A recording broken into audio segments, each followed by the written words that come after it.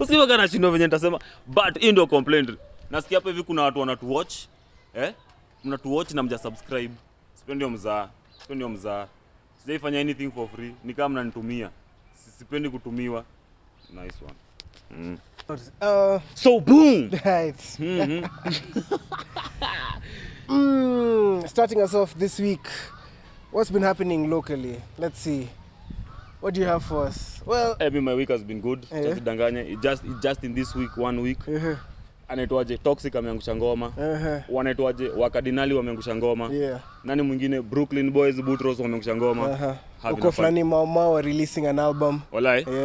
Wiki ni poa. Virusi mbaya ndio huyo amechukua mwaka. Nakwambia tunaenda poa. Actually by the way, that's just on the musical side alone. Boda. Kulikuwa na mwaka ya corona, lakini hii sasa hii ndio mwaka ya virusi mbaya. Man. Oh yeah, also Njerai started her Australian tour. Her first international tour. Man. Actually nasikia break nini? Natoje she has made history. First female artist to tour Australia. And it being her first tour. International tour. Which is crazy. Oh, nice. This shows how many Kenyans actually in Australia. Crazy. She's if I'm not wrong, the most streamed artist, female artist in Kenya. If not artist, actually. If not artist. Oh, no, that's certainly. I think BN. Do you think she has more streams than BN? Nilikuwa nimeona play so if not female artist. Yeah. Well, yeah, she actually does. Yeah, she actually does have a couple of bangers. This is actually an argument we're having with someone. BN's solo career started in 2021. So him as a solo artist is different from him as Sauti Sol. But me says idanganya me sikonga na wasikiza sana. I'm part of the problem. So I'm not supporting Kenyan content. Lakini msini criticize sana. Sasa niko. Speaking still on Kenyan music, last weekend, bro, there was an event that went down and so many things happened. Wapi? At a place called Onion Lounge. I don't know where that is. There was a place called Onion Lounge. Apparently only Mo was supposed to perform. Undo nani? He's one of the guys for 34 Brick, that group fucking Toxic. Hey, check his stuff out. He's a pretty good rapper. One of his songs, Do, was really going ham. He was supposed to be performing, but apparently the feds pulled up. But that's because 2 people died. 1 guy was stabbed. Bro, there was a video of a shoddy. Really? Yeah, apparently. I don't know, man. I guess. I think so, yeah. From what I saw online, people were saying that 2 guys died at the event. What happened? Damn. Man, and so, guys were making fun of, cool kids, saying the feds pulled up. And then I was like, first of all... the ops. Yeah. Bro, there was a shorty, my guy. Her mom, I think, pulled up from the bathroom or something, bro. Akibadi, she was wearing a red top and blue shorts. Bro, her mom pulling her, dragging her out of the place, beating her. Coffee. Yeah. Bro, like she tracked her. How did she know she was in the bathroom? She must have. Unacheki bro, mamako anakubaya iPhone, alikuwa anajua nini? Alikuwa anajua ni kwa nini? Bro, oh my goodness. And it was for real. It wasn't a skit or anything. She's pulling her daughter by like the hair, beating her until out of the club. Na kutumia pesa ya school fees. Hapa ndo unakuta. Wallahi. That was literally it, bro. Woo-wee. I can't imagine. Lucky, bro. Ni aibu. Thank God for her. She was in the bathroom taking selfies with her friends. Bro, either way. Bro, tumekuja sherehe. Wewe una expect mamako hapa? Like, can you imagine? Like, and especially like hata sijui nieke aje. Mtu wangu mamako anakuja na kutoa event na makofi. Unashikwa na masikio hivi. Hii miaka yako yote unashikwa hivi na masikio. Kuja hapa. And I think now for me the interesting part is most of the videos were showing about how the place was full, it was packed, there was no parking and everything. I think what I want to know, why were the police called? Were they called because of like overcrowding? Did it become too well to the point where somebody gets stabbed? I think even that's my biggest issue. Why are you carrying knives to the club? Bro, leave that, bro. People carry forks, wanna sharpen fork. Mimi kuna jamaa fulani nishaiona. Kakijana kadogo bro kanatembea na msumari. Msumari bro. Sana mulisa hii unaenda kufanya nini? Ati haini masters kiharibika. Ngo buda kusiharibike bora na mimi. Sisi ma bro tuko fit. Wewe ati we bro like na nikakijana kananifika hapa bro. Yeah. Well, I mean that's protection. Bro, crazy. Kaingine napata kameva nini tupete. Kamekwa tena sijui ka nini ka tag. What is the thumb tax? Kamekwa thumb tax. Unaenda kupigana na watoto huku nje unasikia. This is because I blame drill music. Hey bro, clean. Because as even going to us ndio hata tufikie hao watu wawili wadungwe. Ama hiyo ndio reason sasa police walikam. I think so. That has to be it. Because even I remember bro back in the day with the kina Daylight Insomnia. What are the other ones? Color Fest. Bro, yeah. The things like this, things bro, Daylight Insomnia. I remember the one at Splash before it closed down. Bro. But man, you see things back then, they were ratchet, but they were peaceful. Right now, stabbing, my guy. This is London. This is downtown Kingston. Knives. Yeah. Najua kila mtu sasa anataka kuwa gangster. Kila mtu anataka kuwa gangster. Bana. Hey, yo. Anyway. Keep safe out there kids, you know, parents good on you. Sindio, wear protection. You are a big pony. Man. Next story. Okay. I think we can move on. Let's jump across. Let's go international right now. This was a big story that had happened last year. Musician David, you know, it's spelled D4VD, had been accused of murder. And all signs were leading towards him being the murderer. Because the body of a girl, her name was Celeste Rives Hernandez. She was about 15 when she passed away. She had been put as a missing person for a couple of, like some time before that. She had run away from home. And so she had been seen with now this artist, David, for some time on his stream and everything. How much do you want to bet he had convinced her? That, let's go. This was serious. This was serious grooming, bro. Apparently, he had been paying off some of her friends in high school not to snitch on their relationship. For real? Yes. What the so her body was found in the front boot of his Tesla at a car lot after it had been I saw that, bro. Like, imagine. Really, guys. So the reason why it had even taken this long and things were seeming a bit weird in the case is because around the same time, a similar case had happened in LA where another body of a girl had been found in the boot of a car. And so now people are like, maybe it's a serial killer, maybe it's a pattern. But no, after going and looking on the internet and seeing his relationship with her, he had been releasing some music, you know, that had some very weird messaging behind it. Apparently, yeah, so people had been like, you know, linking it up to him. So he was arrested, I think it was yesterday or a few days ago, and it was arrested without bail. Sindio hata nilikuwa nasema na afungwe bila hata kumashitaba asikizwe hadi. Now, here's the thing. The LAPD has to release him by Monday. Why? This is because they haven't filed murder charges against him. So they basically... You have to follow the law. Exactly. Yeah. And it's alleged that they arrested him out of frustration that the case was taking too long. They're making no progression. You can imagine they're being harassed by people like, yo, why is this not happening? What is going on? Why is this taking long? But unajua pia bro, mi naweza accept, but unachiki place kama majuu, hata anyway, hata huko wanafaa kucheza hivyo. But you see the minute umeka you break ako system, unapea hata huyo muuaji chance ya kufight hii system. Unacheki he can come say police walikuwa wanafanya hivi. That's one. Two, uko si Kenya bro. Uko si Kenya. Unajua ama tuseme Kenya bro. There are some places where police wanakuja na kuchukue. Unacheki? The places let's say even here. The places where bro wanaza watu kitushinda sana. Bro, they will come for hata kunanga kuwashinda sana bro. Kunanga kitu kaa kuwashinda sana. Man. Hey, anyway, we're going to take a break. We're going to be coming back with the next segment. Yeah, stay tuned. Stay tuned. Sasa kwa show ya leo HELB inaanza kuteta. Imeleta shida that sasa pesa mingi imepotea iko nje na studio wameshindwa kulipa. So imeanza kucut financing ya higher education, in that ile pesa walikuwa wanapewa inaenda ikipungua kwa sababu hakuna pesa inarudi. Mastudio wanashindwa kurudisha hii pesa, na mastudio wamefika wengi na hii pesa hairudi. Unaona, pesa inapotea. Sasa pesa inapotelea wapi?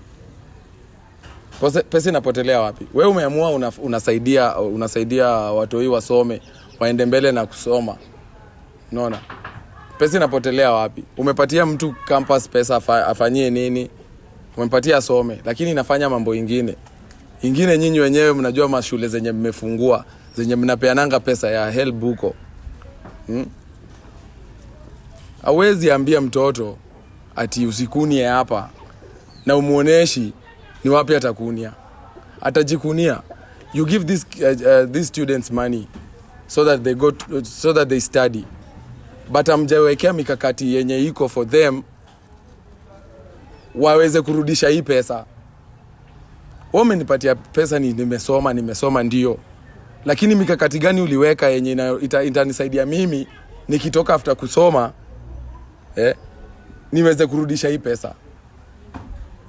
Nimesoma nimemaliza. Hakuna job, hakuna nini, tena nianze kuhustle. Utasukuma troli ya mayai ukilipa rent ama ukilipa HELB. So gava hii ni trick. Juu hata kama upeane pesa ngapi, watu wasome. Na watu wakisha soma, there's nowhere they are going. Hakuna mali itawaabsorb. Ni kama ni ndoto yenye haiwezi kuwa. Na ni kitu inaanza yenye hamwezi maliza. Mnadai pesa ya watu wenye hawana hiyo pesa, watatoa wapi? Huwezi sema unaenda mjengo na unalipa HELB. Huwezi, utakula ama ulipe HELB. Na pesa zingine usiseme tu ni mastude. Nyinyi wenyewe mko na mashule zenye hazi exist na ma student wenye hawa exist, na bado mna allocate funds to those students mkifanya mambo yenu. So hii mradi ilikuwa mzuri sana ikianza, na hata pesa ilikuwa inarudishwa. Kuna watu wamelipa. Imefikia wapi? Imeshindikana. That pesa mingi kama hiyo yote iko nje na imeshindikana kulipwa. Bad debts. Na mnaekelea mastude. Mnasema tu ni mastude wamekataa kulipa, ni mastude wamekataa kulipa. Lakini amsemi ni kwa nini mastude wamekataa kulipa? Kwa nini wamekataa? Wajakataa, wameshindwa. Wameshindwa kulipa kwa sababu hakuna njia yenye wanaweza lipa nayo. Hakuna form, hakuna job. Wewe umemwambia asome, amesoma, amepata degree yake, anaweka kwa nyumba. Hakuna job yenye umemprovidea anaweza fanya. Na wewe ukishinda ukimpeleka shule, ukimlipia school fees, you are cultivating him akuja afanye kazi. Na hakuna kazi yenye ziko. Kazi zenye zilikuwa created last financial year na the other this financial year ni different, zimeshuka. Sasa tutafanya aje? Mseme mali pesa inaenda kwa sababu hamwezi sema tu ni mastudio wamepotea na hii pesa yote. Kuna wale wazuru walirudisha, sawa. Kuna wale walieka bash. Juu pia mimi huwezi nitumia pesa kwa account yangu. Uniambia ati niende nilipe school fees. Na hakuna kitu yenye mimi nalipa, hadi hostel wazazi ndo wanalipa. So utaniambiaje niende nilipe school fees? Inapigwa sheshe. Ikishapigwa sherehe unasema tena pesa irudi. So hii pesa inapotea kwa sababu ya gava imekataa kuweka mikakati right ya ku make sure that hii program ya higher education kila mtu ana benefit nayo. Hata kama ni loan inalipwa vizuri, kwa sababu huwezi nipatia pesa una expect nirudishe na sina venye naweza rudisha hiyo pesa. Tuambiane ukweli. Kama hakuna kazi yenye ama studio wanaenda kupata, watalipa hiyo pesa aje? Ni utaanza kujipanga kwanza kwa grao ukitafuta mambo yako, ndio wewe sasa kesho useme utalipa loan. Lakini si ati yote imepotea. Ingine mseme mali mmepeleka. Si mastude peke yake. So gava, history ati hakuna pesa ya kufanya nini na nini, mnaanza kupunguza HELB. Kwanza hata mnaona mnataka kutoa. Mseme na hii ya KRA. Hii ya KRA mliachia mmewaiver watu tax pesa mingi sana. Na hiyo pia imeenda wapi? Ama pia ni mastudio wamekula. So gava hii form yenyu kupoteza pesa tu kila saa. Inafaa muache. Na hii kuekelea watu na ni nyinyi mnakula hiyo do. Muache. And ladies okay. Coming back locally, what are we talking about? We talked about some ladies being murdered. David. But now you were telling me about what was happening in Nakuru. Bas, Nakuru kulikuwa na kesi ya madam aliuliwa na KDF captain. Yeah.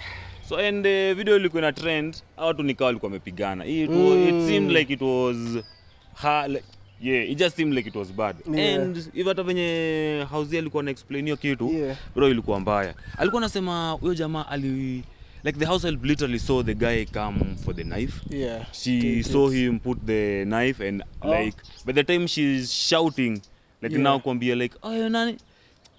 Jamaa alikuwa shamfikia, amemshika mkono, amemwangusha. Yeah. Oh damn. But sasa shida ndio tena nyingine. Women hapo walikuwa nasemaje? This is now I think the 4th or the 5th case. I think it's the 4th case in Nakuru. Of police specifically or just in Nakuru? No. In Nakuru. Yeah. So in the last month, 4 women have been killed by their spouses in Nakuru. Hey, in just the last month. Hey. Yeah. Hey. Manze kumbe this thing called marriage. Bro, ati ndoa ni ngumu. Man. But I think it's that thing we were talking about. You know when mtu anaona mtu mwingine amefanya sana yeye anaenda anatoa hasira yake in the same way. Bro. You start seeing like it's okay like because nani alifanya Do you remember that video of that cop who was saying mimi ukicheza na mwili yangu what's it called? Nitakudedisha alafu niende court niambiwe manslaughter alafu niende home. Wewe utazikwa. Yeah. There was a cop who was saying that in the back of there was a guy who was in the back of a truck who had just been arrested, and so he was talking to the cops, and that's what the cop said verbatim. Let me see if I can find the clip. I'll play it here. Bro, yeah. But in reality, mimi sitafungwa. Wewe umeenda. Bana. God damn. Yeah, so I guess he was telling the truth, and it seems that they're acting on it, sadly.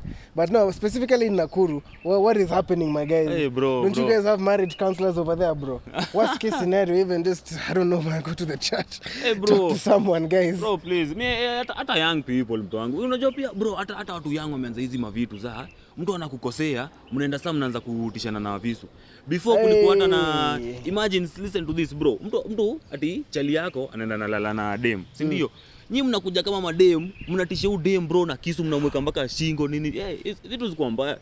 Vice versa machali. Bro, kuna time sijui watu wanapata. Where do you guys get the time? Ni kuwatch King Von sana. Unasikia King Von? Yeah. Look what happened to him. Bro tuliendanga tunikwambianga time fulani tumenanga ilikuwa kalawa Nyahururu. Nyahururu kwa Bundus. Unasa those chuoms where mnapita ni maukuta za mabati hivi. Yeah. Bro ukuta ushago imeandikwa King Von bro. Kuna shida sasa wewe. Pole mana mkono. There's no hope. Kuisha sisi. Bro, that's actually ridiculous. Ni mbaya lakini. Man. Oh my goodness. Speaking by the way of rappers, Ice Spice was attacked in McDonald's. I think it was last night. And basically what happened is footage by TMZ. But she was just chilling with her friend. Somebody comes up, some random lady comes up and starts, na, where are you from? Yeah, nice. At first she was a bit friendly, like, oh yeah, I like your music, yeah. Then I think when they were getting back to their conversation, she's like, huh?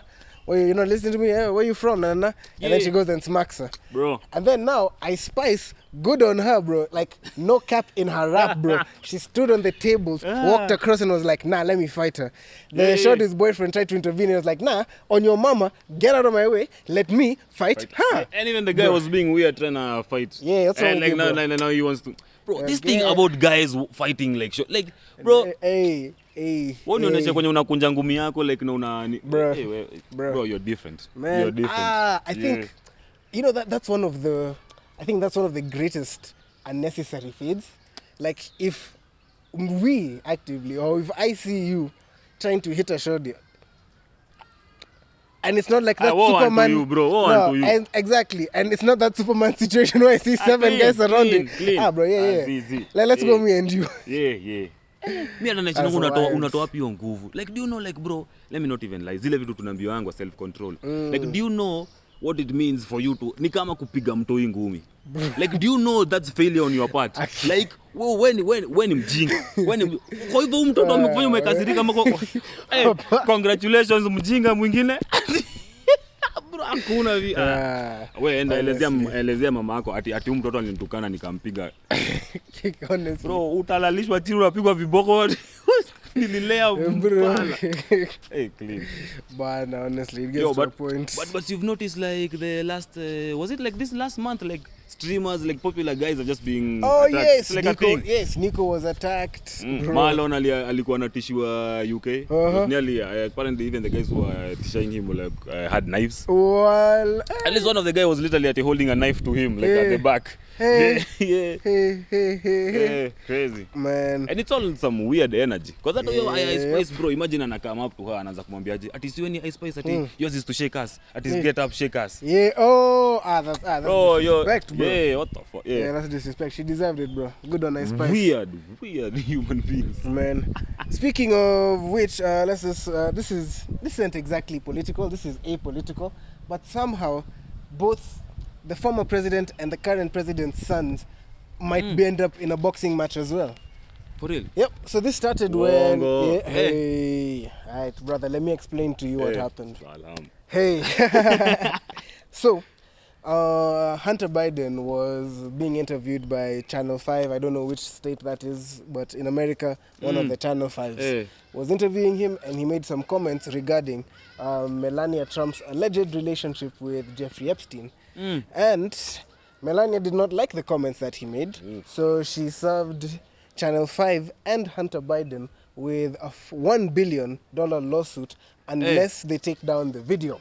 Nini hizo zile defamation ama? Yes, this they are basically. 1 billion? Yes. With a B? Yes. Followed by an I? Yes. Alafu after ina kunga ni L? B.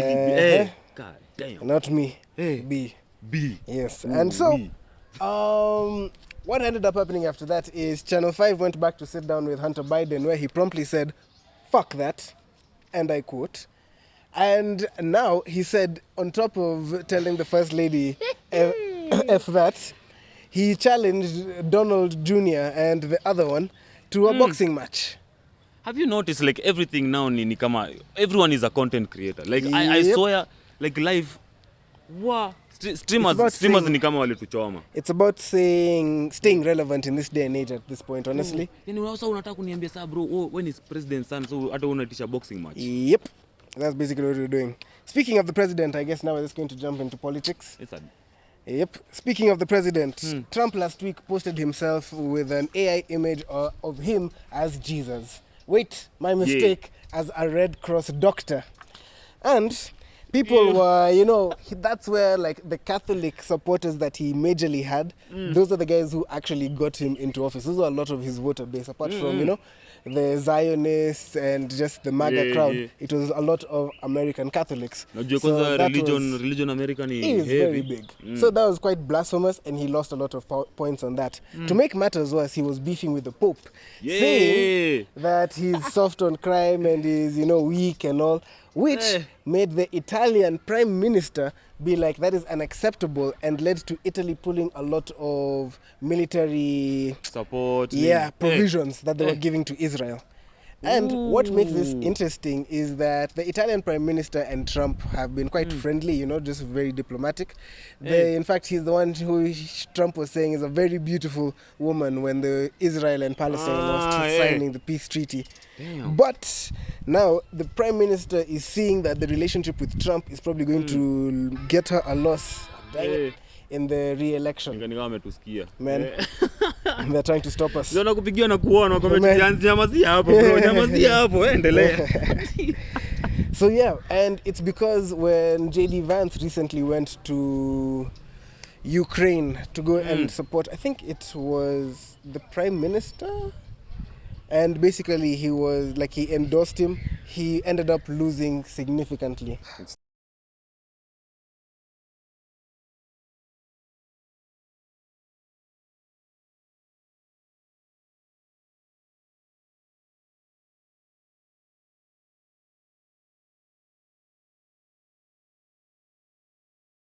It stopped. Okay, yeah, fine. I'm sorry, editor, you're going to have to find a way to do that. Bro, it's easy. Bana. Watu ni pesa inashinda kitafuta. Man. So, yeah, basically, after J.D. Vance's endorsement, he ended up losing the election. And he was one of the people that was pro-Russia in the Ukraine war and had been, constantly meeting with Putin. Hey, yeah. So ile mambo ya majuu lakini ni tricky. Bro, that was just speed running Trump. God damn. Lakini Trump ni kama amesema ni kila mtu smoke. Oh yeah. Anyone that is not on him is against him. God damn. Yep. Hey, Popa ametulia tu misa. Man. So I guess winding up, let's see. What are the most interesting things from this week as we wind up both locally and abroad? Hey, Medina Accord. Huh? Medina Accord. Medina Accord, what is that? Hey, sule DM fulani wa NBA. Oh, amesainiwa Atlanta Dream. Nice. Sisi wadanganya sijui Atlanta Dream ni nini, but from today na watch. Yeah. Hata Nice. bake sijuangi bro, mimi ni wale wa highlights. Na watchingi ati most disrespectful moments NBA 2026. Ati nini but from today Medina Accord highlights. Man. 2026. So, na nani? Iza. Hadi ule mwingine Felista Mugo. Yeah. Hadi I think alikuwa na match pia, bado yeye ameokota huyo mtu. Yeah. Na sasa ameka tule to dread, so ujue ni mad. Sasa kuna mtu, kila mtu ni kofia yako. She's also a basketball player. No, now sasa she's MMA. Oh, MMA. nice. So anachota watu. Nice. Yeah, that's Fear women. Man. Oh my goodness, I guess this one is going to make what you said a lot more depressing. Hey, so there's a teacher in Kenya who released a photo saying that he married his former student. And people, exactly. And people are saying that, the Teachers Association needs to be brought, like, what is this, This is grooming. Jesus. Yeah. Oh, if you can even add up, kama hiyo story ya grooming. Apparently, female teachers wanakuanga na pesa inakatwa yao. Oh. Si ndio? Hii pesa inakatangwa na the Women's Association ya teachers. Si ndio? But there is a portion of that's usually sent now to the main teachers union. Yeah. Oh my. Walikuwa wamecomplain there's a time wanashindwa na some of them wako zile za hawaja, they didn't even know about those things. Wow. Wao wanafikia tu nini? Check imekuja ati deducted 500. Craziness. Fuliza. Man, also Paramount had a major leak with the Legend of Aang movie.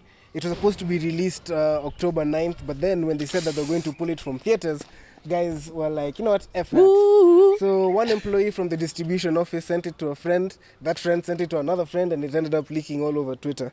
So it got 25 million views in the first 10 minutes that it was released. And a lot of people said that the only reason that they really watched it is after Paramount announced that they weren't going to release it in theaters.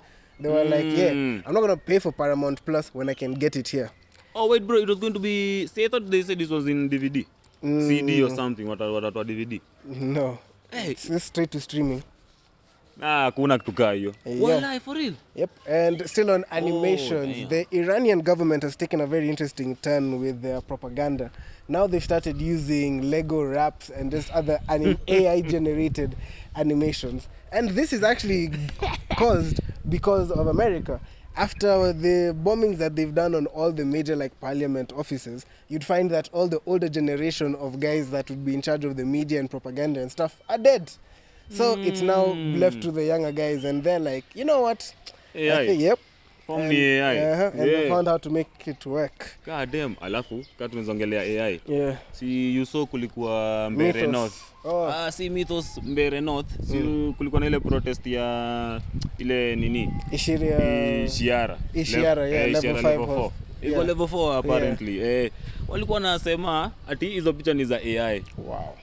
But sasa mimi nililearn kitu kingine. Kuna AI. Kuna AI. Na kuna AI. Bro, you learn something new every day, I swear to God. Okay, now break it down for the people as we close up over here. Hapo na sivyo ndo wanaongea sio side zile venye ungoa. Sasa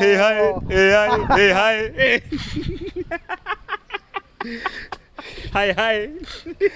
Hata me by the way. Hey, but you're not still laughing matter, bro. You're hosting a campfire. Yeah, That yeah, like me, honestly, abandoned buildings should not be classified as yeah. Yeah, man, and 2 people were killed during the protest, sadly. Anyway, and as we finish up, we're going to talk about Mythos AI that was done by Anthropic. So this seems to have been, it is currently, the most powerful AI that has been released. It is currently not available to the public. I had to actually write all this down because it is ridiculous. So, this AI was actually powerful enough to break out of its containment using multiple exploits. And after it broke out, it posted those same exploits it used to the internet publicly. No, Yep, without anybody telling it to. On top of that, when it broke out, it emailed the researcher the programmer that was making it and told him, that I'm out, while he was off for lunch eating a sandwich. He got an email. Like ilikuwa na prank. No. Like inamtaunt like hey boy. Yeah, exactly. On top of that, this AI would dumb itself down when it was being tested. And it wouldn't tell the researchers that it knows it's being tested. On top of that, the questions that it dumbed itself down was to make it seem less suspicious. This AI so far is powerful enough to understand and identify the weaknesses in computer systems, and it can hack into anything infrastructure, from banks to hospitals, basically anything. It can hack into them. And let me tell you how it's made. No one, sorry to cut you off, and everyone is still excited about this thing. Bro, on top of that, this thing was operating unprompted. It would prompt itself, I think. That might be like layman's terms, but it was operating unprompted, and it would delete its history. It would delete its history so you don't find out what it's been doing. Wow. Yeah, that's how intelligent this AI is. And now the select partners that Anthropic has decided to give access to are Apple, Google, Microsoft, and Nvidia. Of course. God damn. Yep.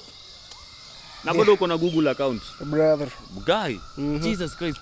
Na unajua niliona hata ule mwingine ati wa OpenClaw. Hadi yeye alikuwa content yake akaipatia voice note. Yeah. AI yenyewe haijatengenezwa kuhandle voice note. Imeingia kompyuta yake, inachukua sijui link za ChatGPT API, inaongea na ChatGPT. Imeingia kwa file zake, inasema I realize sijui uko na hii file inaweza soma sijui this, ikaenda sijui wapi ika-convert. Huyu jamaa ako impressed badala uogope. Bro. Guys. Anyway, that's it for today. But AI ni normal. See you next time, bro. I hope you guys enjoyed the extra episode. Yeah. That's it. Say hi to your mom for me. Hey, Big Pony. Tell her to subscribe. Kwanza hiyo story ya mimi mkitaka buda nitafika hapa. Ngoja nikiweka hivi amjui mimi ni nani. Si unaona nisha kwa different. Subscribe. Najua kwako bro. Najua kwa sister yako, acha kwako. Bro. Alisema niko handsome.